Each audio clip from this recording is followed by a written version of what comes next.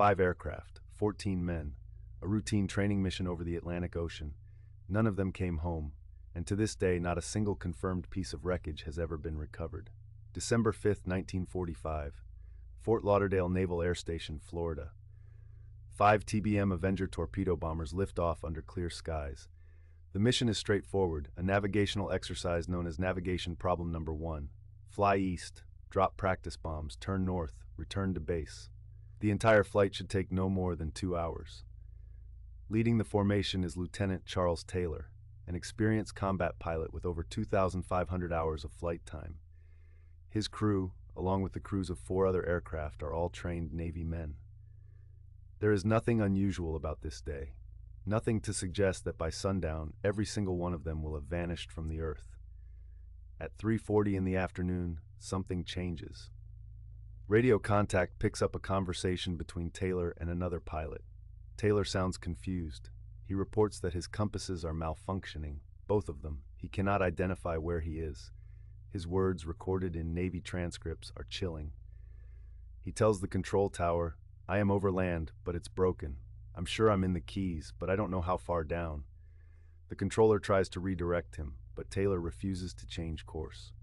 He believes he is flying southwest over the Gulf of Mexico when evidence suggests he was actually flying northeast, directly out over the open Atlantic, away from land, away from safety.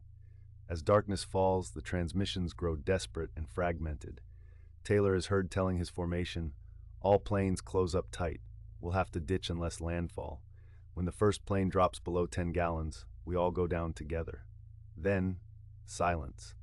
A rescue aircraft, a Mariner PBM flying boat carrying 13 men, is immediately dispatched. 23 minutes after takeoff, it too disappears. A nearby tanker reports seeing a brief explosion in the sky. The Mariner is never found either.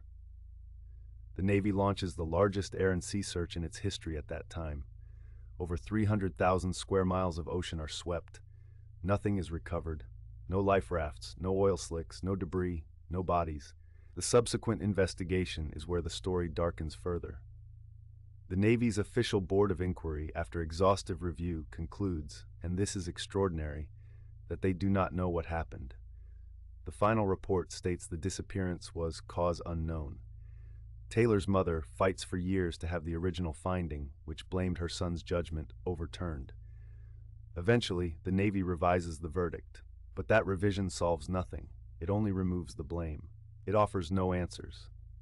Decades of searches have followed. Advanced sonar sweeps, underwater expeditions. Researchers have found Avenger wreckage in the waters off Florida, but the Navy cannot definitively confirm any of it belongs to Flight 19. The ocean floor in that region is littered with the debris of wartime training exercises. The specific aircraft remain unconfirmed.